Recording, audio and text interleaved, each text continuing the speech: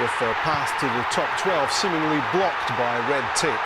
The dressing room has seen more than a few cup knockout celebrations in the last few years, and Ian McCall's team currently First Division leaders, helped by the goals of number 11, Colin Samuel. Falkirk Director of Football Alec Totten welcomed Craig Levine to Brockville, with Hearts ending the winter break as third top of the Premier League. Falkirk have young talent in Colin Samuel, Mark Kerr, Stephen Rennie and Lee Miller, but bags of experience as well in the likes of Hughes and Henry and, of course, the boy Coyle.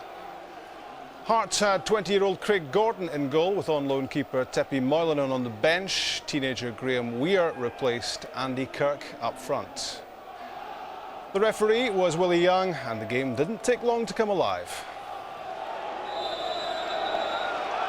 Brockville has been the graveyard for so many big cup hopes over recent years. Falkirk have a quite incredible record in the cup competitions, and they look to maintain it here against Premier Hearts. And immediately, just the glimmer of an opportunity for 10-goal Colin Samuel. Craig Levine opting for the Scotland under-21 keeper instead of the on-loan Tepi Moylanen. Here comes Samuel again. A real opportunity this for Falkirk. And so close to the opening goal inside the opening minute. What a start for the young goalkeeper, Craig Gordon. And just a couple of inches, Samuel, away from his 6th goal inside 3 games. John Henry's pass intercepted by Stephen Presley. Hearts try to calm themselves, but it's not going to be easy, because the Falkirk plan is to upset the Premier side. Samuel's turn, Samuel's shot, Samuel's goal!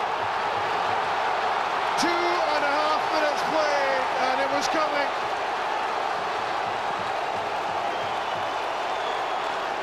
Samuel strikes his 11th goal of the season, and it's all going very much according to plan for the First Division leaders. Good turn, found himself some room, got a lot of power behind the shot, and it was angled away from Gordon. The master plan is coming off for Ian McCall. Full stamp. Hearts will lean on his experience in the midfield to try to turn this game around. Gets it back from Mahi.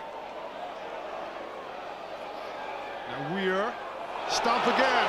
Chance for the equaliser, it's wide. That was a real opportunity, and Phil Stamp knows it to square the game. He drove himself forward from the midfield. He carved out the chance, and he really wanted that on target. Now Valois trying to produce some skill on a sticky surface, and skimming the top of the crossbar. I'm not sure at all that was his intention, but this wasn't too far away, a bit too close for comfort for Alan Ferguson. He was scrambling. Maybury in, now De Vries, and Davy Nichols can clear. Doesn't make a very good job of it. Graham Weir taking a tumble at the edge of the area. No free kick, says Willie Young, and indeed the referee is having words with the Hearts striker, clearly feeling he made a meal of that. Meantime, it's Owen Coyle, onside, 2-0.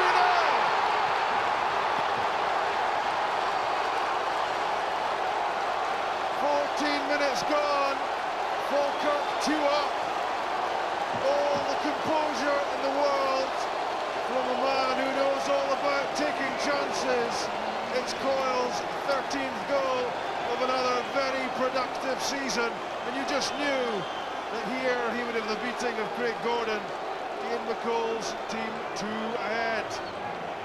This was the moment that Willie Young chose to have words with Weir. He reckoned the Hearts striker took a dive as he tried to nip in between 2 Falkirk defenders.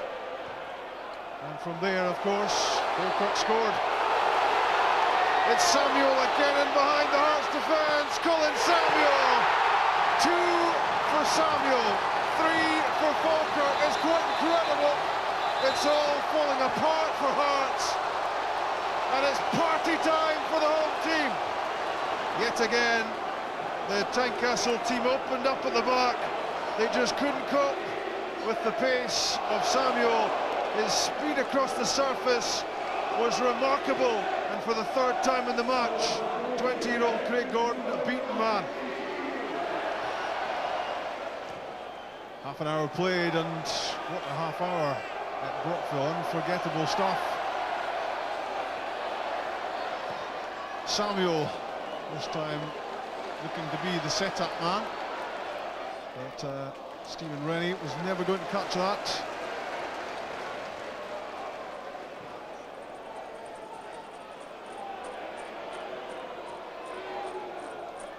Hughes. And Ferguson still has a save to make. Samuel off and running again. Is it going to be the hat-trick? You know, it is. Sensational stuff from the Trinidad and Tobago international. We've played 31 minutes, and that's a Scottish Cup hat-trick for Colin Samuel. If he gets beyond you, there's no catching him, and his finishing has matched his pace here today. It's been outstanding. Flicked over Craig Gordon into the back of the net, and Falkirk 4-0 up. Ian McCall in dreamland. Looks as if he's trying to count the goals there, Ian McCall, on his notepad. It's 4, it's definitely 4. Kerr, Jay McPherson, and everything coming off for Falkirk. Here's Lee Miller, Samuel, plays it back in for Lee Miller, and just a fraction away from number 5.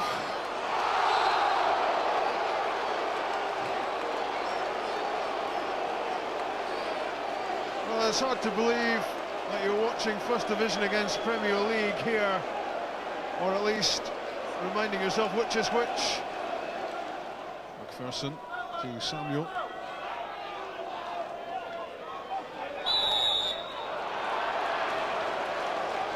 Free kick given. And I don't think Alan Mabry was a fan of that decision. 6 in the box for Falkirk. In from Scott McKenzie. That's a good leap from Rennie. And what a chance for Falkirk to add to their lead. Terrific leap from Rennie, and Lee Miller in front of goal saw his header diverted wide. Mahe taking chances, taking liberties. And pretty close to a decent penalty appeal for Falkirk after Mahe's indecision.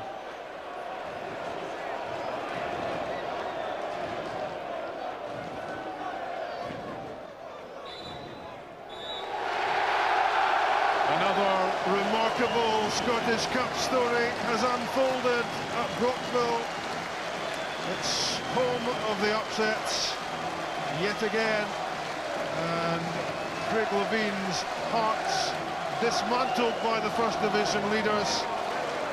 4 up inside 31 minutes.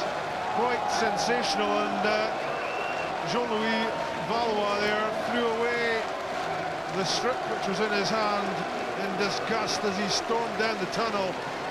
Hearts, 3rd in the Premier League after the winter break, are taken to pieces by promotion chasing Falkirk.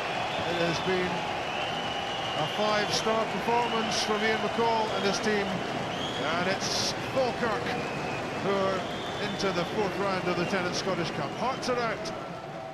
The plan was just to play as we do. I mean, there was no difference. I mean, we've got, I mean, it's very, I don't want to sound condescending after the thing, but we have got 3 or 4 players that Hearts would take. They were playing Hearts first team, so it wasn't a big, massive, you know, dividing class at all.